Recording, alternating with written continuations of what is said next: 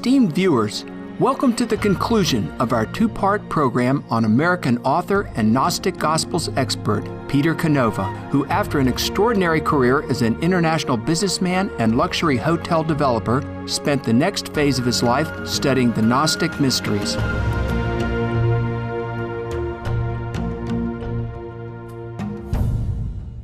Judaism, you have the Kabbalah, which is the mystical core of Judaism. In Islam, you have Sufism, which was the mystical core of Islam, and Gnosticism was the mystical core of Christianity.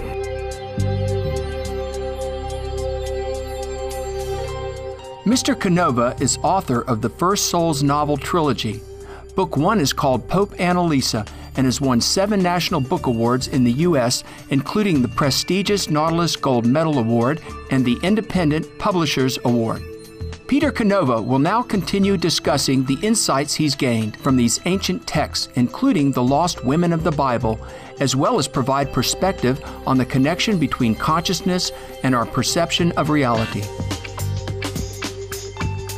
The Gnostics were the knowledge keepers of the West, and this little quote here by a great Gnostic scholar, Mead, says that Gnostic forms are found to preserve elements from the mystery traditions of antiquity in greater fullness than that we find elsewhere. I have studied a lot of mystical texts, and the Gnostics were unique. You find information in there with precision and clarity that I haven't found in many of the other texts. And in 1945, a great discovery was made in the deserts of Egypt. An Arab peasant found these earthenware jars, and inside the jars were these papyri, that's plural for papyrus, scrolls.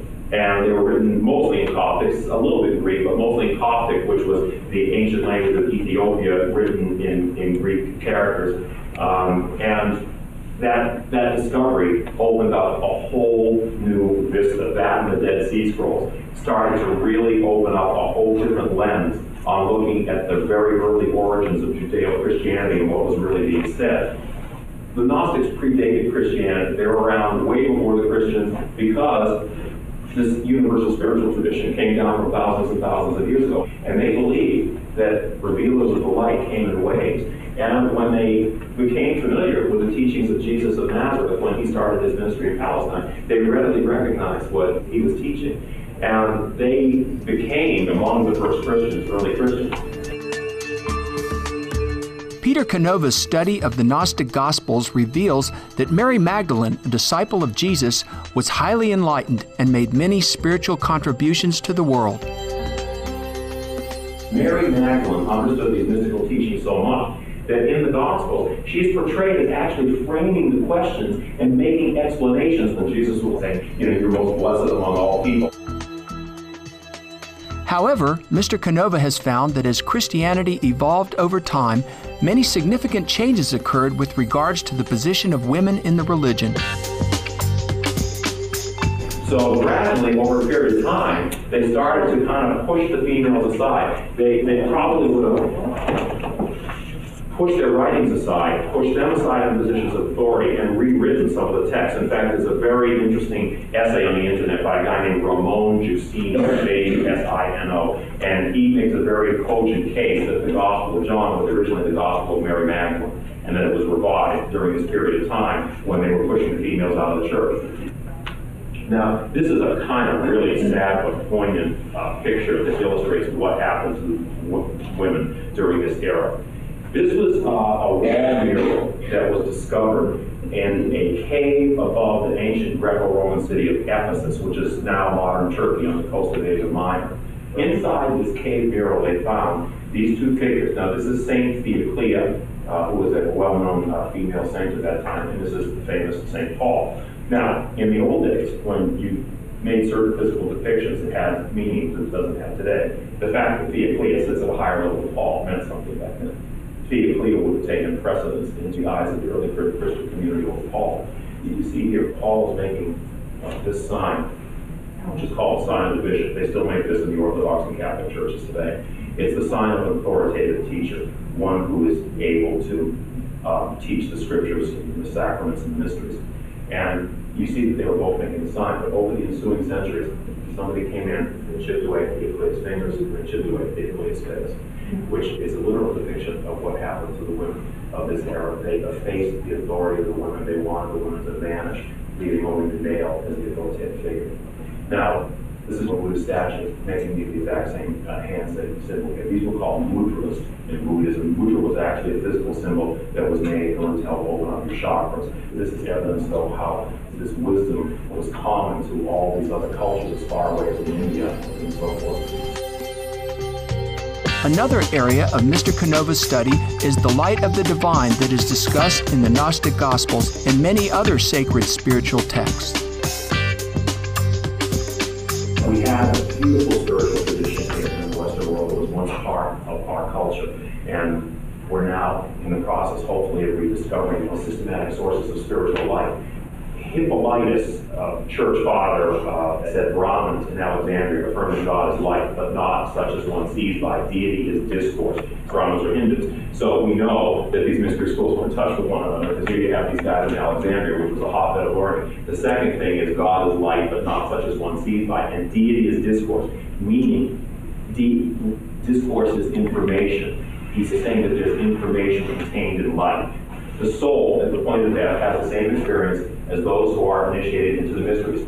Now, this was the real common phenomena that all the mystics had. When they reached that mystical state, they would see things, they would be bathed in this milky, pearl-like, opalescent white light, and information was coming from that light. So when the initiate reached that point, that's when they really started to make contact. And this experience of that milky white light was a universal phenomenon. In the ancient spiritualism, there was no separation. There only was separation in terms of perception, or in terms of appearance. Behind each human consciousness was a chain of conscious being that was part of us, leading all the way back to ourselves as light beings. So we are multiple creatures. This is the lowest expression of our experience, but we are experiencing on other levels. Each of us is having an experience of successive levels of consciousness on other levels, leading back to our own light source.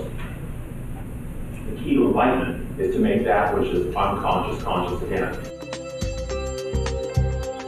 Mr. Canova and others have described our world as a giant hologram, which is a scientific way of explaining creation by this spiritual light. The primary teaching of the universal wisdom tradition was that there is one consciousness. They also said that this one consciousness expresses itself in the form of light. And the ancients really believed that everything that we experience in physical form derives from this light going from a higher vibration to a lower vibration. The lower the vibration, the more it crystallizes into, like a solid form. So what they're really saying is that everything that we know starts off as energy, starts off as light energy. And through a process of this energy being stepped down, it assumes the appearance of physical form. That's what the ancients would say. Now, the modern holographic universe theory is basically saying the same thing, and it's derived from the understanding in quantum physics, and it comes from, I should say, not just quantum physics. There's two main branches of physics. There's relativistic physics, which would be Albert Einstein defining the laws that govern the large world, planetary scale. There's also quantum physics that deals in the subatomic world, the world of the small. The two things that both those sources of physics were saying is Einstein's E equals mc squared says essentially that matter and light or energy are interchangeable forms of the same thing, that matter derives from light energy and it dissolves back into light energy. The quantum physics side was saying that when we go so far into the subatomic realm, there's no such thing as particles. The particles that we think make up solid objects like this chair do not exist at the very fundamental level of reality. What exists is light. And since light is the source of everything according to both these branches of physics, what they're starting to do is revise their notion of what this three-dimensional world is about. And it led them to the theory and the belief that there is a dimension where these things that we think are solid objects in the material world exist in a sort of blueprint form, archetypes, archetypical forms. Think of them as kind of an energetic blueprint for you, for the camera, for the chair, for the things that we see in this room. These exist first in archetypal form in another dimension, and they're light images. And the light images are converted chemically and by other processes through our eyesight and our brains, so that we actually picture what we think is three-dimensional reality in the back of our brains. It's almost like the brain is a fantastic TV set, and we're getting these light images, a signal being sent, and we're like the antennae. Our brains are like the antennae, and they're also the transmitters and the transceivers, so that they take the information in and they spit it out as three-dimensional objects, as the appearance of three-dimensional objects. So what they're saying is the same thing that the mystics were saying years ago, that everything starts off in the world of light. All the images and archetypes of things that we know start off as light energy, and through this process of the human consciousness, which is very important, the human consciousness is completely tied into the material world. Without individual human consciousness, there would be no materiality. The two go hand in hand, because that is the receiver and it is the transmitter that gives the appearance of 3D objects coming from this world of light. So that's what the holographic theory says, and that's what the ancients were saying, the exact same thing 2,000 and 3,000 years ago.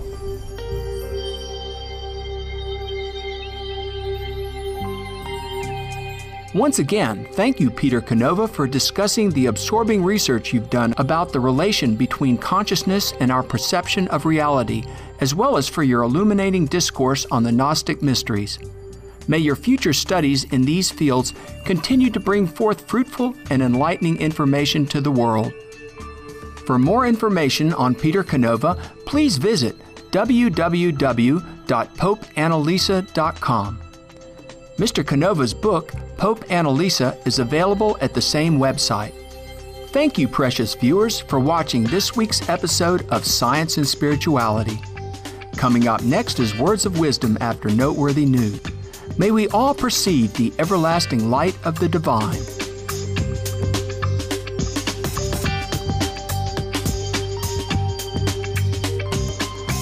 For more details, please visit www.suprememastertv.com/SS